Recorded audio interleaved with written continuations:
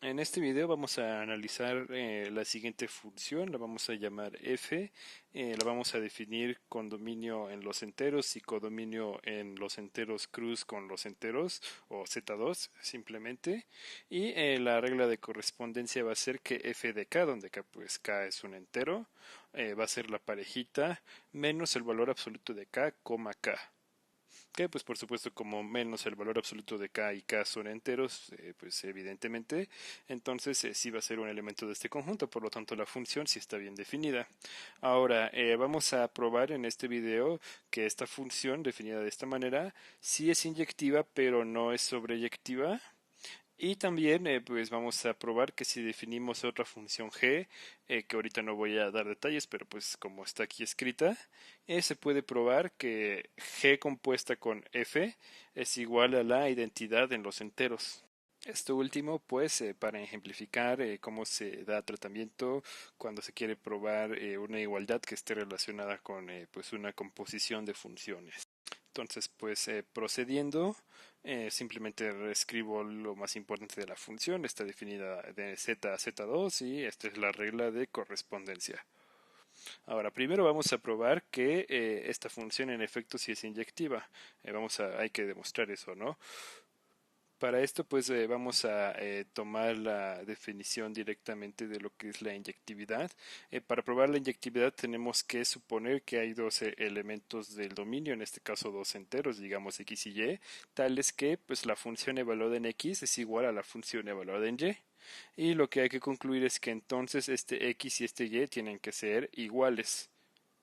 Ahora, por la definición de la función, si se da esta igualdad, automáticamente pues podemos concluir que se da la igualdad de estas cositas, pero con x y con y, ¿no? Entonces la parejita de menos valor absoluto de x, x tiene que ser igual a la parejita de menos valor absoluto de y, y.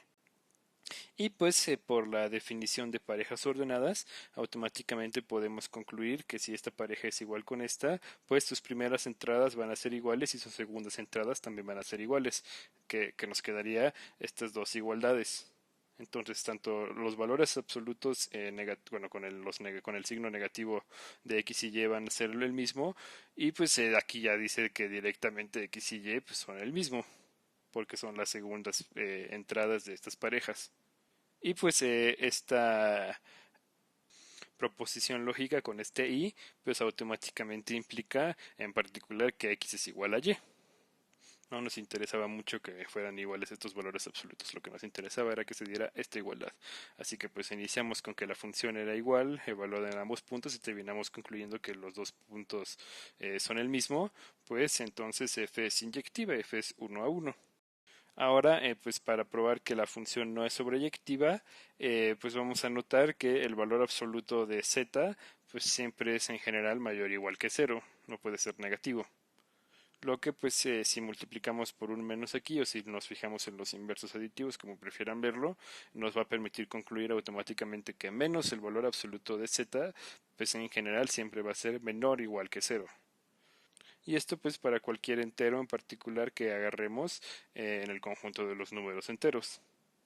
Ahora, si por ejemplo le damos el valor de z del valor, bueno, hacia z le damos el valor de 17, que pues por supuesto que es un entero, que en este caso es mayor o igual que cero, no existe ningún otro entero z minúscula tal que pues la función evaluada en ese z minúscula nos dé la parejita digamos 17,17. ¿Por qué no existe?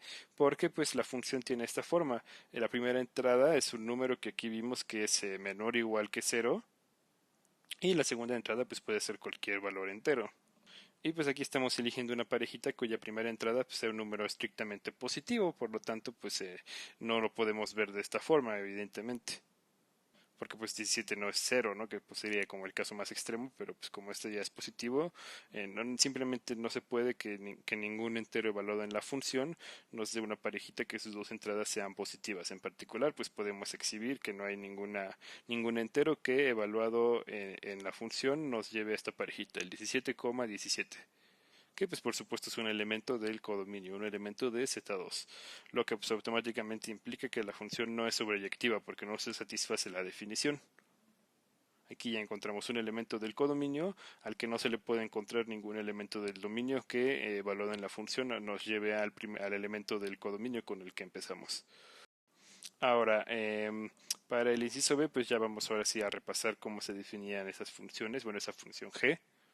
La función g nos decía que iba a ir de los enteros cruz con los enteros o z2 a los enteros y nos definía la siguiente regla de correspondencia. G evaluada en una parejita n, m, pues simplemente es tomar la primera entrada, sumarle la segunda entrada y luego sumarle el valor absoluto de la primera entrada menos la segunda entrada y luego dividirlo todo entre 2. Ahora, algo que quizás no es tan trivial de notar es que pues esta reglita, bueno, este numerito de aquí, siempre va a ser un entero, ¿no? Porque aquí nos está diciendo que la función va de los enteros 2 al cuadrado, por decirlo así, a los enteros, y pues aquí pues hay una fracción, estamos dividiendo entre 2, entonces tal vez no es tan trivial que esta función en efecto siempre nos da entero. Para checar eso, pues tendríamos que verificar que lo de arriba siempre, sin importar cómo elijamos n y m, siempre nos debe dar un número par, para que así al dividirlo entre 2 pues siga siendo entero. En este video no voy a hacer eso, ustedes si quieren lo pueden intentar como ejercicio, pero pues ahí se me va a tener que creer. Ese se puede probar, no es tan complicado que este numerito de aquí, para cualquier valor de n y m enteros, pues sí vuelve a ser un entero. Lo que sí nos interesa ver en este video, lo que queremos demostrar, es que g compuesta con f, con la f del inciso anterior, pues resulta ser nada más y nada menos que la identidad sobre los números enteros. Entonces, aquí pues básicamente nos está manejando una igualdad de funciones. Para demostrar que dos funciones son iguales, se tiene que probar que el dominio y el codominio son los mismos y que la regla de correspondencia también es la misma. Primero, pues nos vamos a fijar en el dominio y en el codominio que tienen estas funciones. Pues del inciso anterior nada más hay que recordar que f estaba definida de los enteros a los enteros cruz los enteros. Y pues aquí g está definida de los enteros cruz los enteros a los enteros. Entonces, de entrada, pues sí tiene sentido considerar la composición de g con f. Y pues la composición escrita de esta forma significa que primero se aplica f, entonces primero se toma un entero, después f lo envía a z2, después ya que estamos en z2 se aplica la función g, que pues sí tiene sentido porque le tenemos que meter algo que esté en z2 y ya esa función g nos lo va a enviar a z de nuevo, entonces pues sí, la composición va a seguir ese caminito, va a primero tomar un entero, después se va a hacer un desastre y al final nos va a regresar otro entero.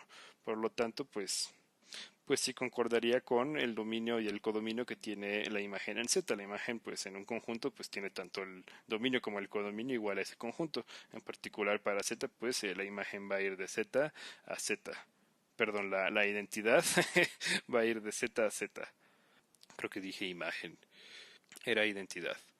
Ahora que ya vimos que el dominio y el codominio sí concuerdan, vamos a probar que las reglas de correspondencia también son iguales. Para esto pues vamos a tomar un elemento arbitrario en el dominio que es z, en el dominio de esta función, y pues vamos a analizar esta cosa de aquí. G compuesta con f evaluada en z, pues como ya había dicho, es primero aplicar la función a z y después el resultado meterlo, por así decirlo, a la función g. Ahora, si aplicamos la función f, pues nada más hay que recordar que la función ya aplicada a z nos daba esta parejita. Entonces, esto de aquí nos quedaría simplemente g evaluada pues en la función f de z, que era menos el valor absoluto de z, z. Que pues por supuesto tiene sentido, ¿no? Aquí tenemos dos enteros y aquí nos pide que haya dos enteros.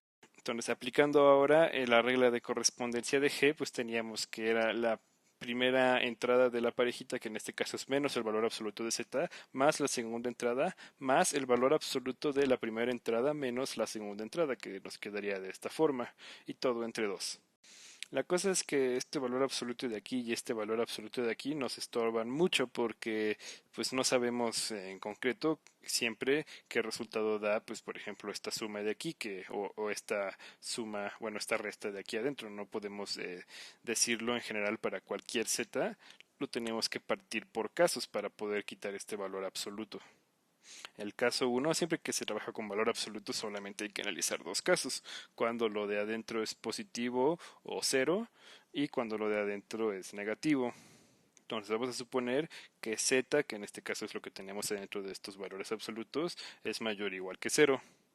De esta forma, pues el valor absoluto de z va a ser simplemente z, por definición de valor absoluto. Y entonces, pues la función g compuesta con f evaluada en z, pues va a ser esta expresión, pero sustituyendo donde esté el valor absoluto de z, simplemente z. Entonces nos quedaría menos z más el valor absoluto de menos z menos z.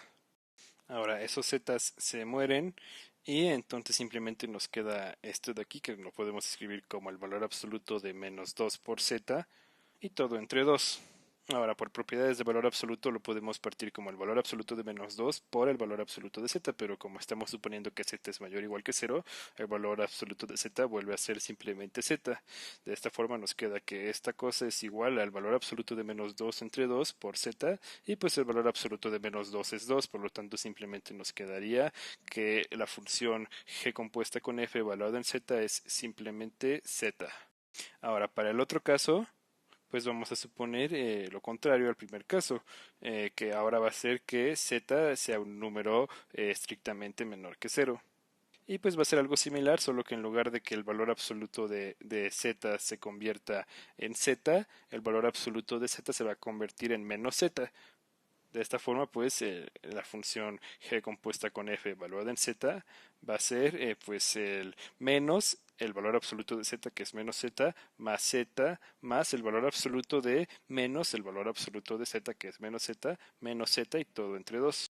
Ahora lo que se nos cancela pues es lo que está aquí adentro del valor absoluto, porque esto nos queda z menos z, se hace un 0, y de esta forma pues todo nos queda como 2z, porque esto de aquí también se hace un z positivo, con este otro z positivo nos queda 2z entre 2 y arriba más un 0 que realmente no nos afecta, y pues al hacer 2 entre 2 nos va a quedar simplemente z.